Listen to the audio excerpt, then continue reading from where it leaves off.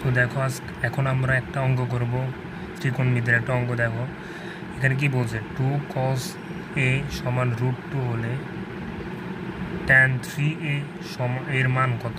মান চাইছে, মান চাইছে। এখন তো আমরা করি, দেওয়া আছে, প্রথমে দেওয়া আছে লিখবা, দেওয়া আছে কি দেওয়া আছে, এটা দেওয়া আছে না, 2 cos a √2। এটা হচ্ছে তোমার একটা কোণের নাম, বুঝছো, কোণের নাম হবে। তো তোমার এটা বার করতে পারলে তোমার এর মান বসে tan 3 এর মান তুমি সহজে বের করতে পারবে, বুঝছো। তো দেখো cos a ওটাকে ওই পাশে নিয়ে যাও, √2/2। তো দেখো √2 উপরেরটা ঠিক থাকবে। তো 2 সমান কত? 2 সমান √2 × √2 সমান 2।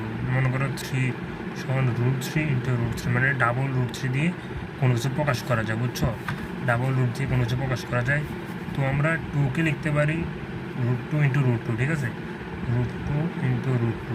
তো একটা কাটা যায়, উপরে থাকে 1, নিচে থাকে, তাহলে cos a সমান কি 1/√2, ঠিক আছে। আমরা জানি এই যে এই 1/√2 এই cos-এর মান কত? cos-এর মান হচ্ছে π/4, বা যদি আমরা এভাবে লিখি 180/4 কত? 45, অর্থাৎ cos a সমান cos 45, ঠিক আছে। তো এর মান কত? এখানে এতে কাটি দাও, এর মান হয় 45, ঠিক আছে।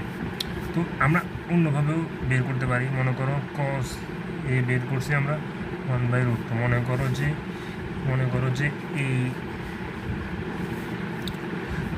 যে এই একটা সমকোণী ত্রিভুজ এই এ। তো মনে করো লম্বা অতিভুজ cos a সমান 1/√2, এটা অবভিয়াসলি 45 হতে হবে, বুঝছো। তো এইটার মান আমরা এর মান আবার প্রদত্ত রাশি, ঠিক আছে।